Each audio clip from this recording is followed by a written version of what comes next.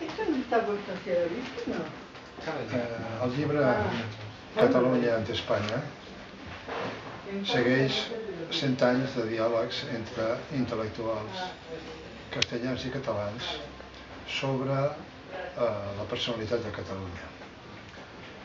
Un diàleg que ha transcorregut al marge de la confrontació política, però paral·lelament a aquesta. Els diàlegs entre Menéndez Pelayo i Rubió i Lluch, entre Maragall i Unamuno i Ginés de los Ríos, entre Ridruejo i Carles Riba, entre Julián Marías i Maurici Serrahima van establir ponts i van intentar acabar amb les falsetats que encara avui circulen pel centre d'Espanya. Van haver moments de fraternització, com per exemple l'homenatge que a Barcelona l'any 30 es va tributar als intel·lectuals castellans que durant la dictadura de Primo de Rivera havien defensat la llengua catalana.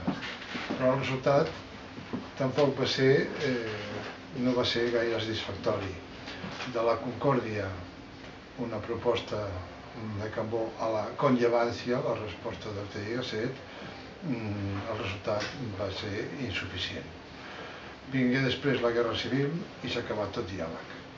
Després vingueren als anys 60 els diàlegs entre intel·lectuals catalans i castellans sota el franquisme, durant els quals alguns intel·lectuals castellans com Aranguren, Tierno Galván o el mateix Ridruejo es van deixar persuadir que no hi hauria democràcia a Espanya sense autonomia per Catalunya. Segurament el cant del signe d'aquella entesa va ser el col·loqui de Sitges de 1991. El resultat de tot plegat potser és poc satisfactori, però sense aquells diàlegs les dificultats de comunicació actuals serien segurament encara més grans.